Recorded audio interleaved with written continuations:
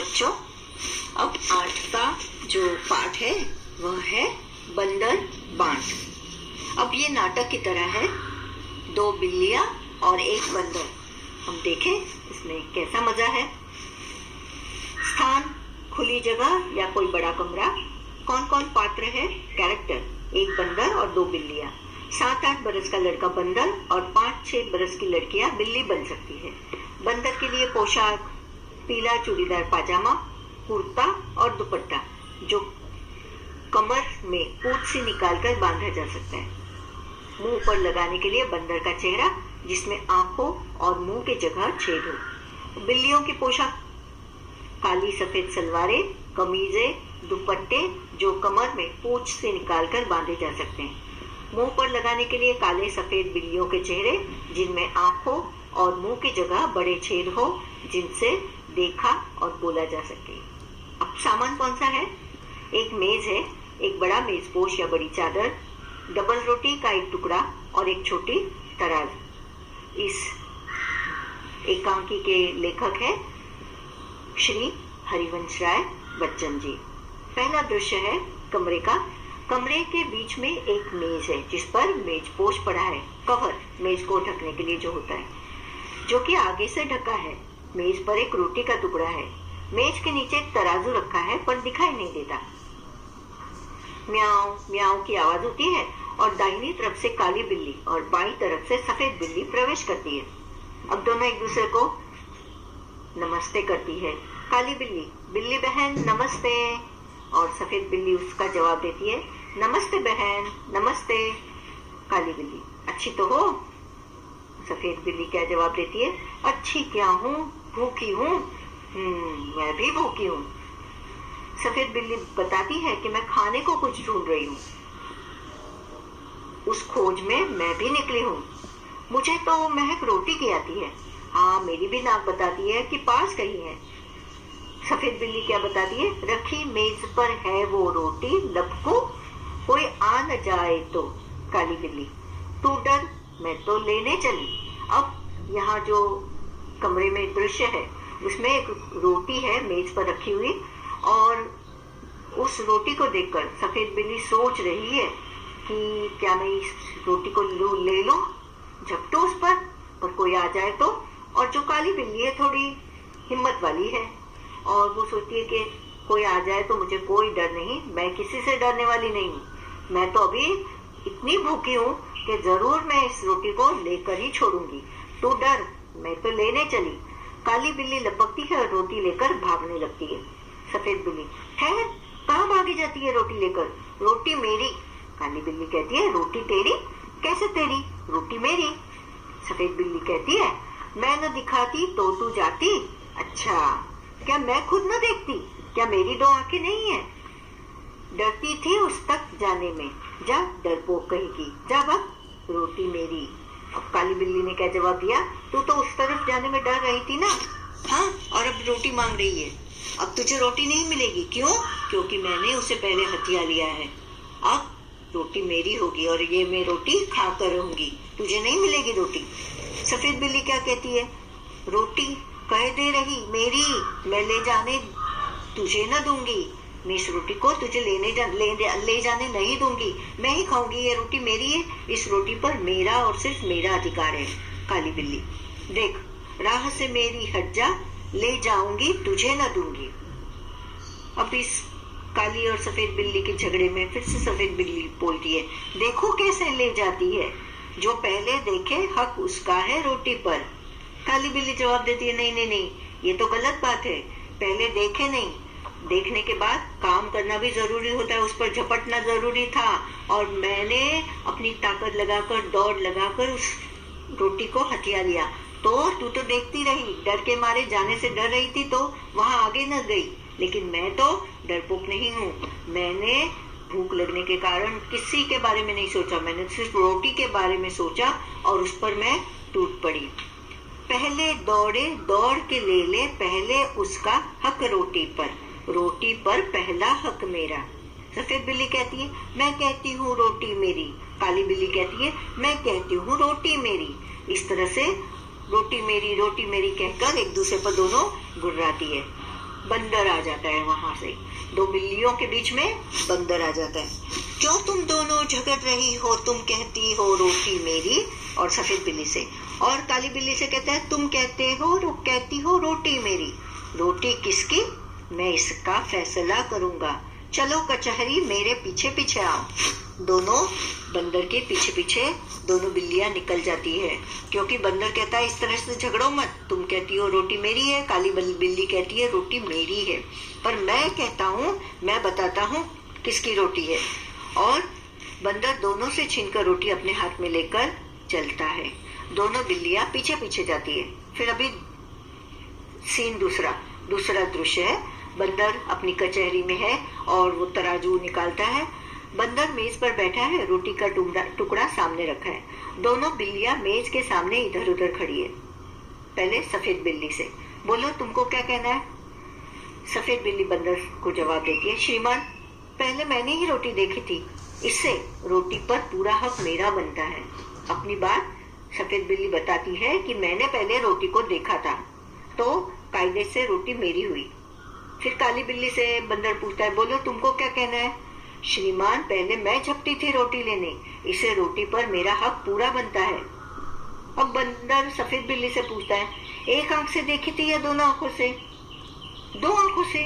दोनों आंखों से, सफेद बिल्ली जवाब देती है। और बंदर फिर काली बिल्ली से पूछता है, एक टांग से झपटी थी या दोनों टांगों से।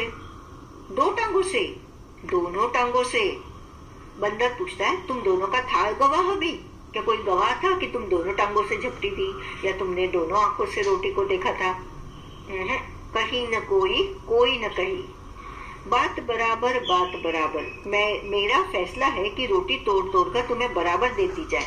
मेरे पास धर्म काटा है। बंदर मेज के नीचे से तराजू निकाल कर लाता है, दो हिस्सों में तोड़कर दोनों पलटों पर रखता है रोटी को और उठाता है। एक पलटा नीचे रहता है, दूसरा ऊपर। बंदर क्या जवाब देता है, यह टुकड़ा कुछ भारी निकला, इसमें से थोड़ा खाकर हल्का कर दूं। फिर तराजू उठाता है। अब पहला पलड़ा ऊपर है तो दूसरा नीचे। तो वो फिर कहता है बंदर, अब यह टुकड़ा भारी निकला, अब इसको थोड़ा खाकर हल्का कर दूं। और इस तरह से दोनों पलड़ों में से थोड़ा खाकर वो रोटी का बहुत सारा हिस्सा खा लेता है। फिर बंदर, अब यह टुकड़ा भारी निकला, टुकड़े भी कितने खोटे, एक दूसरे को छोटा दिखलाने में ही लगे हुए। मुंह थक गया बराबर करते करते, और तराजू उठा कर हाथ थक गया। बिल्लियों को बंदर की चालाकी का पता चल गया। हाथ मलती हुई बड़ी उदासी से एक दूसरे को देखते हुए क्या जवाब देती है सफेद बिल्ली, आप थक गए, अब न उठाए और तराजू। फिर काली बिल्ली बोलती है, बचा खुचा जो उसको दे दे, हम आपस में बांट खाएंगी। आप दे दीजिए, जो बची हुई रोटी है हम आपस में बांट कर खाएंगी।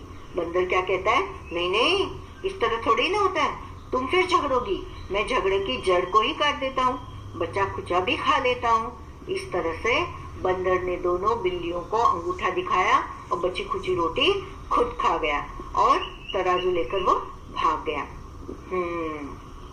अब दोनों बिल्लियां आपस में झगड़ा कर बैठी, बुद्धि अपनी खोटी, अब पछताने से क्या होता, बंदर हड़बा रोटी। इस तरह से दोनों के झगड़े में बंदर का फायदा हुआ और वो रोटी खाकर वहां से चला गया और दोनों बिल्लियां हाथ मलते रह गई, बेवकूफ बन गई।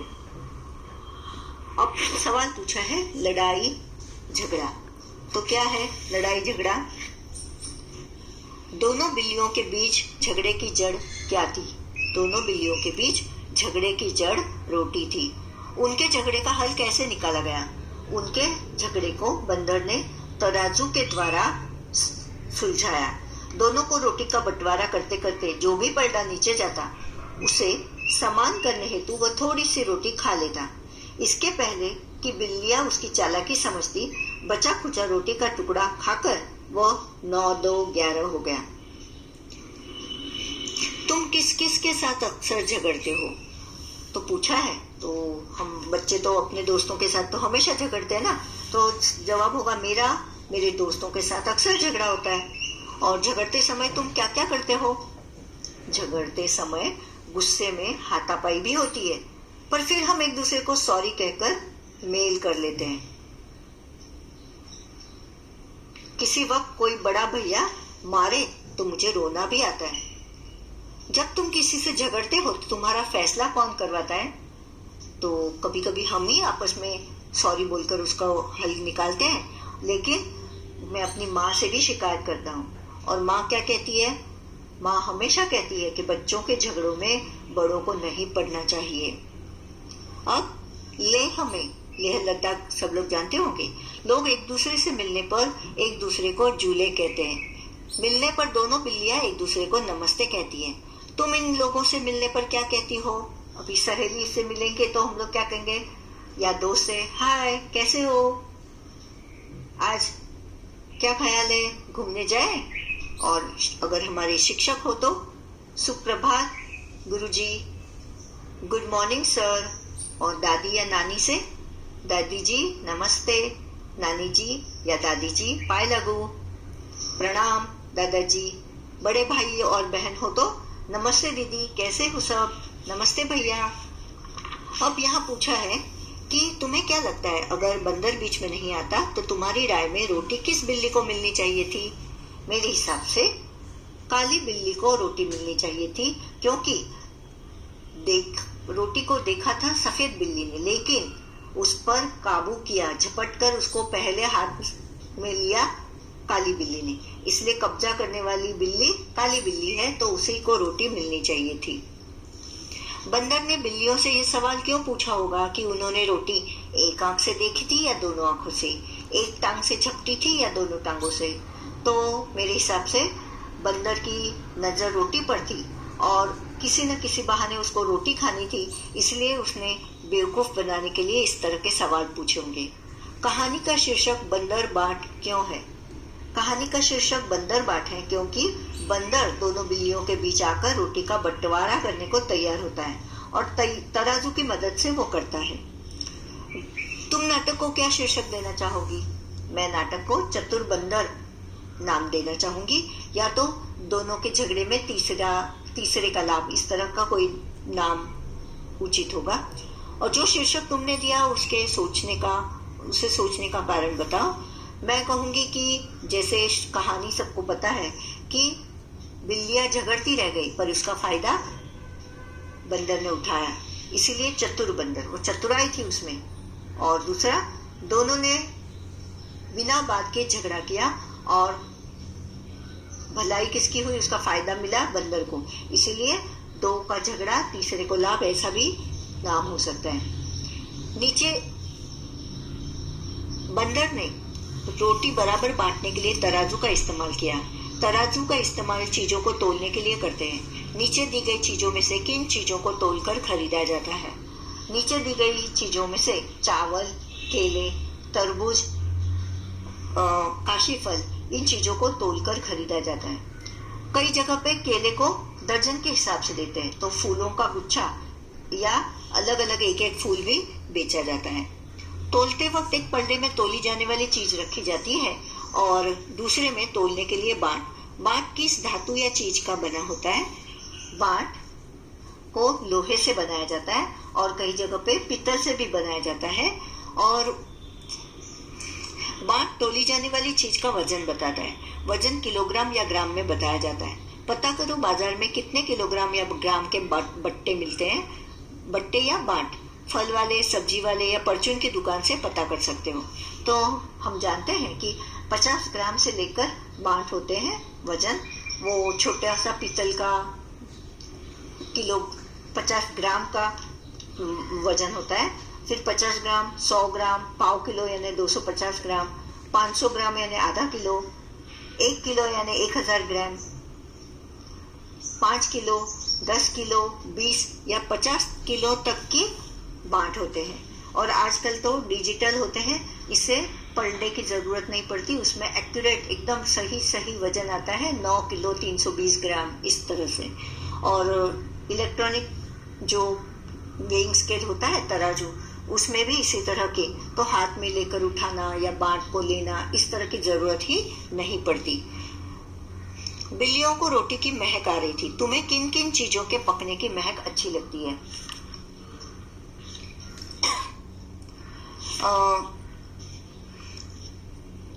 खीर के उबलने पर अथवा मिष्टान बनाते वक्त की महक मुंह में पानी लाती है।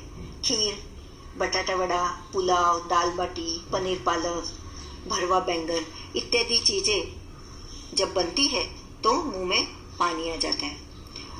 किन किन चीजों की महक आती है जो खाने से जुड़ी नहीं है, लेकिन जैसे साबुन की सुगंध, जूते की पॉलिश की गंध आदि। तो मैं ऐसा ही कहूंगी कि नए कपड़ों की सुगंध, नई पुस्तकें, पटाखे, नीलगिरी का तेल, यूकेलिप्टस, रंग रोगन, शैम्पू, विक्स जैसी चीजों की जो खाने की नहीं है लेकिन चीजों की महक अच्छी लगती है। मुझे महक रोटी की आती, इस वाक्य को इस तरह भी लिख सकते हो, मुझे रोटी की महक आती। तुम भी इसी तरह नीचे दिए वाक्यों के शब्दों को आगे पीछे करके लिखो। उसी खोज में मैं भी निकली, तो उत्तर है मैं भी उसी खोज में निकली। रखी मेज पर है वो रोटी मेज पर रखी है। डरती थी उस तक जाने में डरती थी। मैं ले जाने तुझे न दूंगी, मैं तुझे ले जाने न दूंगी। जो पहले देखे हक उसका है रोटी पर हक उसका है जो उसे पहले देखे। एक और बंटवारा। अगले दिन दोनों बिल्लियों को एक तरबूज मिला। दोनों सोचने लगी इस तरबूज को कैसे बांटा जाए कि तभी फिर से बंदर आ गया। आगे क्या हुआ होगा? बिल्लियां पिछले वाक्य से बहुत कुछ सीख गई थी। वे दोनों खबरदार हो गई। बंदर के आते ही उन्होंने उसका इरादा भांप लिया और उसे भगा दिया। अब की बार दोनों बिल्लियों ने समझदारी से काम लिया। तरबूज को समसमान हिस्सों में बांटकर खा लिया। यहाँ कट्टो बिल्ली बगीचे में अपने भाई बहन के साथ खेल रही थी। इतने में बंदर ने उसकी तस्वीर खींच ली। तस्वीर देखकर बताओ इनमें से कट्टो बिल्ली कौन सी है? यहाँ सभी बिल्लियां एक समान ही दिखती है। इनमें से कट्टो बिल्ली को पहचानना बड़ा ही मुश्किल है। तो इस प्रकार बंदर बाट कहानी खत्म हो गई। दोस्तों, भरोसा है कि आपको कहानी बहुत पसंद आई होगी। बच्चों,